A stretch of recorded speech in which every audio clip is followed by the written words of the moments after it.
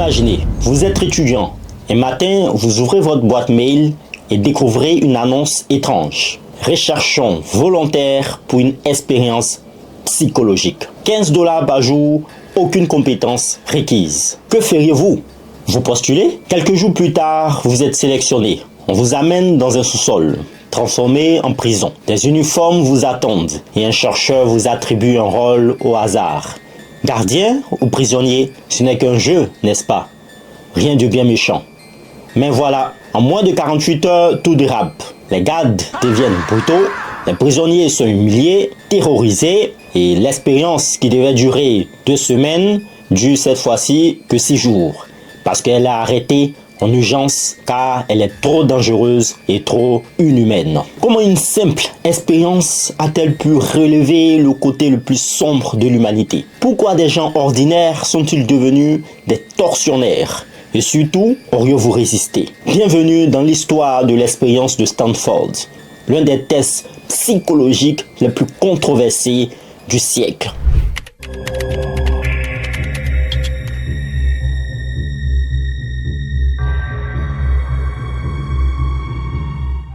Bonjour à tous, bienvenue sur la chaîne Science et Culture TV, la chaîne du savoir. Aujourd'hui, nous allons voir cette expérience qui a complètement changé la psychologie humaine. On y va. Alors, nous sommes en 1971 aux États-Unis.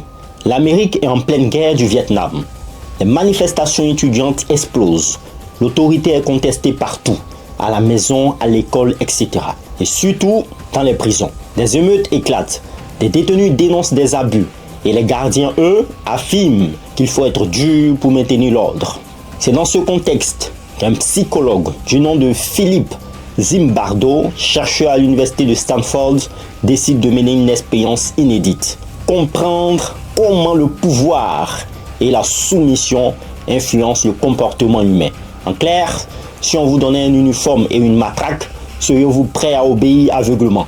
Ou pire, à abuser de votre pouvoir? L'annonce est simple. 15 $ par jour pour participer à une simulation de prison. Zimbardo reçoit plus de 70 candidatures. Et après des tests psychologiques, il en sélectionne 24 jeunes hommes, jugés équilibrés et sans antécédents criminels. Bref, des gens normaux comme vous et moi. Ils sont divisés au hasard en 2 groupes. Le premier groupe, ce sont les gardiens, qui sont en uniforme, des lunettes noires, sifflets et matraques en plastique. Deuxième groupe, des prisons, qui sont en blouse de détenus, numéro d'identification et interdiction d'utiliser leur propre nom. L'expérience se déroule dans le sous-sol du département de psychologie de Stanford, aménagé en véritable prison. Barres de fer, cellules exiguës, règles strictes. Pour rendre l'expérience réaliste, Zimbardo demande même à la police locale de simuler des arrestations. Imaginez la scène.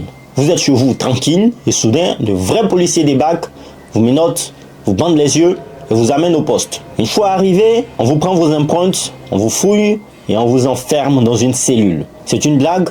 Non, pas du tout. Les premières heures sont calmes. Les prisonniers rigolent entre eux, pensant que ça serait une expérience facile. Mais très vite, tout bascule. Les gardiens commencent à imposer leur autorité, ils donnent des ordres absurdes, font crier les prisonniers sans raison, une tension s'installe alors. Ce n'est que le début, et ce qui va suivre est bien pire que ce que Zimbardo avait imaginé. Le premier jour, tout semble sous contrôle. Les gardes prennent leur rôle au sérieux, mais ils restent relativement calmes. Les prisonniers, eux, plaisantent encore. Après tout, ce n'est qu'une expérience, non? Un jeu de rôle, grandeur nature. Mais très vite, un détail change tout.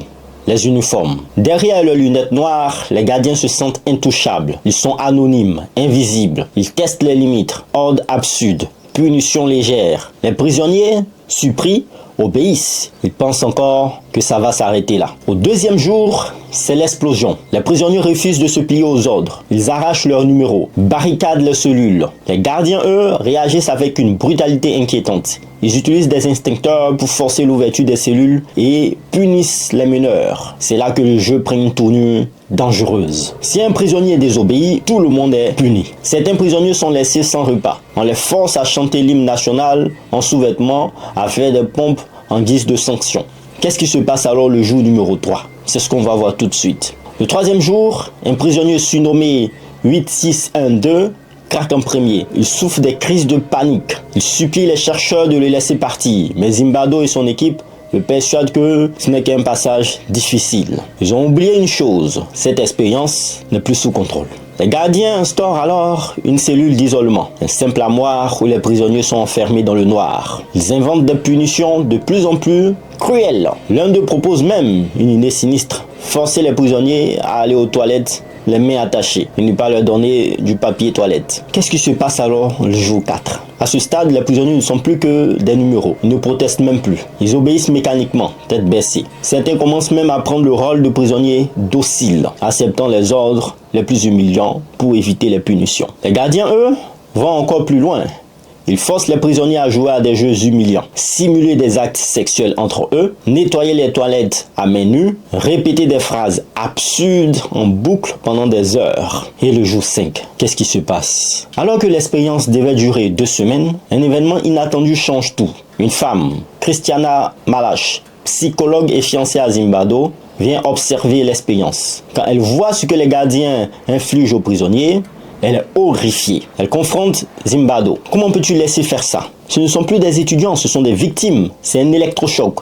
Zimbabwe réalise enfin l'ampleur du désastre. Il arrête l'expérience immédiatement après seulement 6 jours. Mais le mal est fait et les conclusions sont terrifiantes. Quels sont les résultats alors de cette expérience? Quand tout s'est arrêté, Zimbabwe a rassemblé les participants. Et là, un choc. Les prisonniers n'osaient même plus regarder les gardes dans les yeux, ou les gardiens dans les yeux. Certains avaient oublié leurs propres identités, ne se souvenaient même plus qu'ils étaient étudiants avant tout. Les gardiens, eux, semblaient presque désorientés. Beaucoup n'avaient aucun remords. On ne faisait que suivre le rôle qui nous était donné. Une phrase terrifiante qu'on entendra aussi plus tard dans le procès des criminels de guerre. Alors, qu'est-ce que cette expérience a prouvé? Zimbabwe voulait savoir si le pouvoir transforme des gens. La réponse? Un oui effrayant. Quand on donne un uniforme, une autorité et une absence de conséquences à quelqu'un, même des individus normaux peuvent devenir absolument cruels. Il en ressort de cette expérience 3 conclusions majeures. La première conclusion, c'est que l'autorité change notre comportement. Les gardiens n'étaient pas mauvais au départ, mais le rôle les a transformés. La deuxième conclusion, c'est que la soumission peut briser une personne. Oui, parce que les prisonniers se sont laissés dominer seulement en 6 jours. Troisième conclusion, les institutions façonnent nos actes. Ce ne sont pas seulement les individus qui sont responsables, mais aussi le cadre dans lequel on les place. Quelles sont les conséquences alors sur le monde réel? Cette expérience n'est pas juste un truc de psychologue. Elle a des implications bien réelles. On a trouvé ces mêmes mécanismes dans plusieurs domaines. Déjà dans les prisons, les abus des gardiens sur les détenus sont fréquents. Les guerres, les soldats ordinaires peuvent se transformer en bourreaux sous l'effet de l'uniforme et des ordres. Le harcèlement. En entreprise ou à l'école, le pouvoir peut écraser les faibles sans qu'on s'en rende compte. Cette expérience aujourd'hui est controversée mais inoubliable. Après tout ça, beaucoup ont critiqué Zimbabwe. Certains l'accusent d'avoir manipulé l'expérience, d'avoir encouragé les gardiens à être plus durs, etc.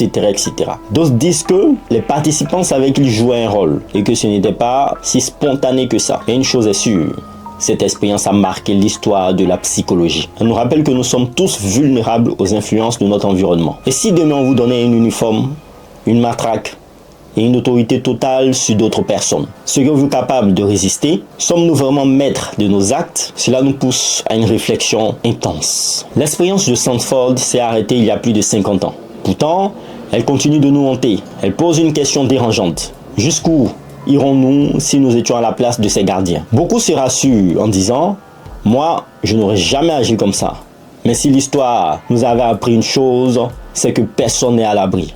Les pires atrocités n'ont pas été commises par des monstres, mais par des gens ordinaires, plongés dans un système qui les pousse à obéir. On aime croire qu'on est toujours maître de nos choix, que dans une situation similaire, on aurait résisté, mais la psychologie sociale prouve le contraire. Nous sommes bien plus influençables qu'on ne le pense. Pourquoi certaines personnes deviennent des tyrans alors? Parce qu'elles se sentent protégées par un cadre, un uniforme, une hiérarchie. Elles se persuadent qu'elles ne font qu'appliquer des règles. Pourquoi certaines personnes acceptent l'inacceptable? Parce que lorsqu'on est isolé, soumis à la pression, on finit par croire qu'il n'y a pas d'autre choix. La peur, l'habitude, la résignation nous enferment. Imaginez, vous êtes recruté par une expérience. Vous portez un uniforme. On vous dit que vous avez tout le droit sur les différents groupes de personnes. Personne ne vous surveille vraiment. Vous pouvez punir, humilier, imposer votre autorité. Croyez-vous sincèrement que vous n'en abuserez pas? Croyez-vous? Heureusement, on n'est pas condamné à donner des pièges. La clé est être conscient de ces mécanismes. Se rappeler que le pouvoir change les gens, que l'isolement détruit les volontés. Se rappeler qu'un ordre injuste reste injuste, même si c'est un supérieur qui le donne. En fin de compte, l'expérience de Stanford n'est pas juste une page de l'histoire de la psychologie. Elle est partout autour de nous. Dans une classe, dans une entreprise, dans une armée, dans une dictature. Le véritable enjeu n'est pas de savoir si on aurait été un bourreau ou une victime en 1971. Non, mais de savoir si aujourd'hui on aurait la force de dire non face à une injustice. Et vous, face à l'autorité, serez-vous capable de résister? L'expérience de Stanford ne nous dit pas seulement que le pouvoir corrompt. Elle nous rappelle aussi que chaque personne a un choix. Le choix de devenir un tyran ou un témoin, un acteur ou un spectateur. À vous de choisir comment vous agirez quand la pression sera trop forte. Merci de nous avoir suivis. N'hésitez pas à vous abonner à la chaîne Science et Culture TV, la chaîne du savoir.